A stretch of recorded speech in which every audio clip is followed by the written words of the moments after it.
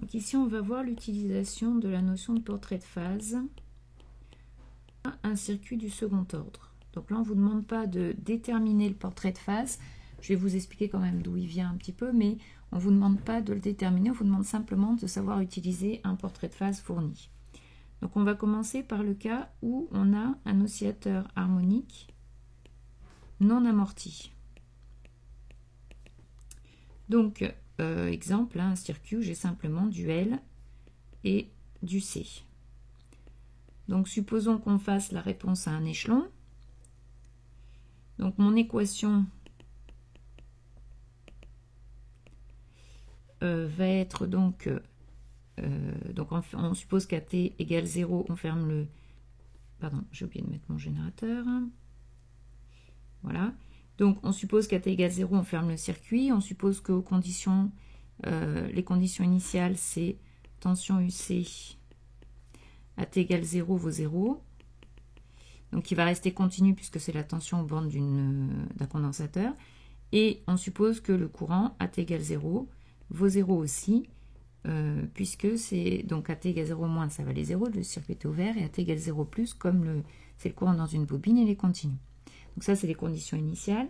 Si on écrit l'équation, donc on va avoir UC plus UL égale tension constante, donc E. Donc mon équation va s'écrire, donc UL c'est LDI sur DT. Or, I, c'est dQ sur dt. Hein, et Q, c'est CU. Donc, ça va s'écrire C DUC sur dt. Donc, finalement, l'équation va s'écrire UC plus LC D2UC sur dt2 égale E. Donc, si on le remet sous la forme habituelle, D2UC sur dt2 plus... oméga 0 carré UC égale oméga 0 carré E, ou oméga 0 égale 1 sur racine de LC. Bon. Donc j'ai trouvé mon équation différentielle et j'ai mes conditions initiales. Alors, on voit ici donc que mon équation évidemment était une équation du second ordre. Alors, je vous rappelle que le portrait de phase, en fait, on trace la dérivée par rapport au temps de UC en fonction de UC. Donc là, c'est pas évident de voir ce que ça va donner. Donc l'idée, c'est d'écrire l'énergie qu'on a dans le circuit. L'énergie, donc, je vais l'appeler grand E, qui va être constante puisqu'il n'y a pas de perte. Les pertes, elles auraient été modélisées si elles existaient par une résistance, donc on aura des pertes par effet Joule. Donc là, pas de perte dans le circuit, l'énergie est constante. Et donc ça va s'écrire 1 demi de Li carré, énergie dans la bobine, plus 1 demi de C UC carré, énergie dans le condensateur. Si on réutilise donc ce qu'on a dit au-dessus par rapport à I, on va avoir quelque chose de la forme 1 demi de LC carré, DUC sur DT au carré, plus 1 demi de C UC carré.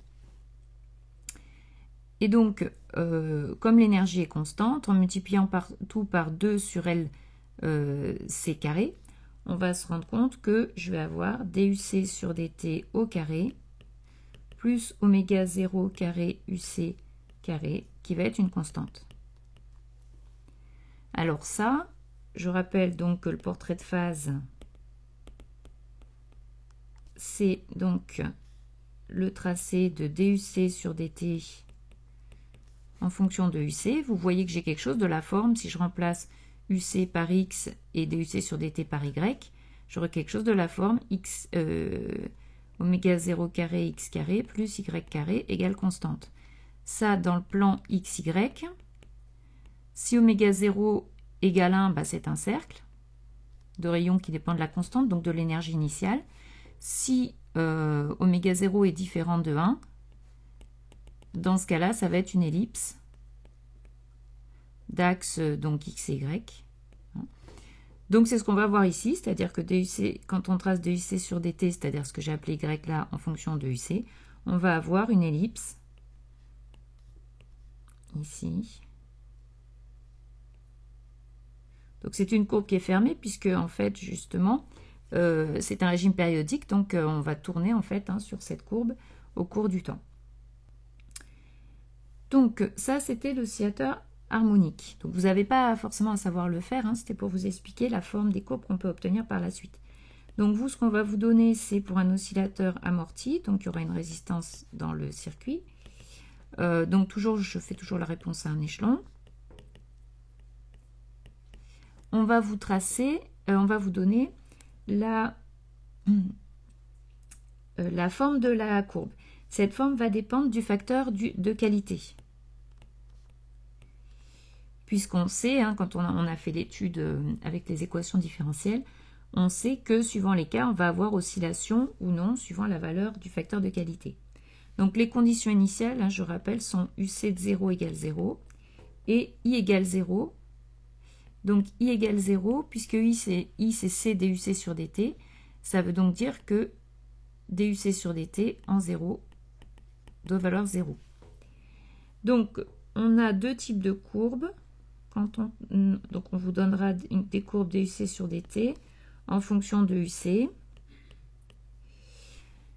qui peuvent avoir l'allure suivante. Donc soit on va avoir une courbe qui a à peu près cette allure-là, donc qui va tourner un peu comme un escargot, là, hop. Et on tourne ici autour de la valeur, voilà. Donc une courbe qui a cette allure-là.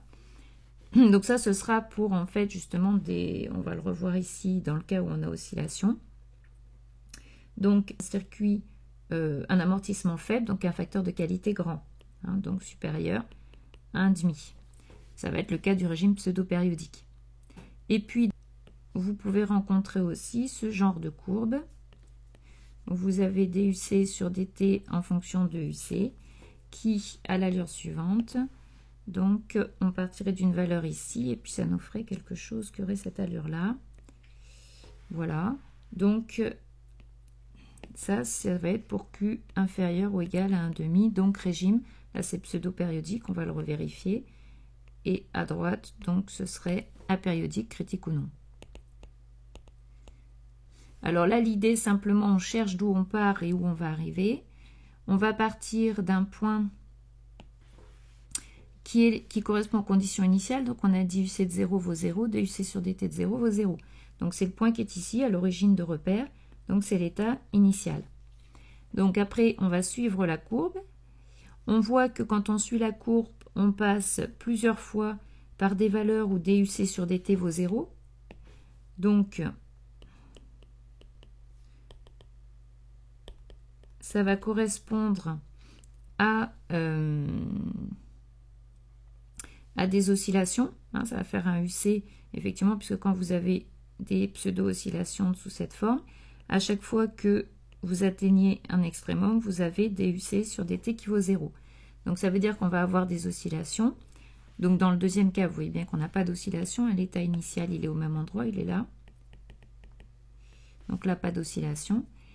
Et on voit que, alors on peut s'intéresser à la pente, comme on avait dit, on voit que la pente, ici, au fur et à mesure, donc on avance sur la courbe, on voit que la pente diminue. Donc c'est bien ce qu'on voit ici, la pente diminue, elle s'annule. Puis après, elle va réaugmenter, donc elle s'annule ici. Elle réaugmente à plusieurs endroits, elle diminue, après elle réaugmente, etc. Donc suivant les valeurs de UC, vous avez ici, DUC sur DT, c'est la pente. Donc qu'est-ce que j'ai dit? DUC sur DT, c'est la pente, pardon, donc la pente augmente, j'ai dit bêtises. La pente augmente d'abord, après ici, elle rediminue, elle s'annule. Et puis donc, en valeur absolue, elle réaugmente, elle s'annule, etc. Donc c'est ce qu'on voit sur ce graphe-là. Sur ce graphe-là, on voit que la pente augmente, DUC sur DT est positive. Donc, et puis après, elle rediminue et elle s'annule à cette position-là. Et donc la position finale, quand on aura fait tout le tour de l'escargot ici, on va se retrouver à ça. Donc toujours pareil, ça ne nous dit pas ce diagramme-là, au bout de combien de temps on arrive à cette position-là. Mais on va arriver à cette position-là finale a priori. Et on retrouve que cette position, donc DUC sur DT vaut 0, parce qu'en fait on sera en régime permanent, donc UC ne varie plus. Et la valeur de UC sera égale à E. Donc la valeur finale, c'est UC finale égale grand E, ce qui est bien le cas quand on a un échelon. Ici on retrouve la même chose, on va avoir l'état final ici, avec UC final qui vaut grand E, et DUC sur DT qui vaut 0.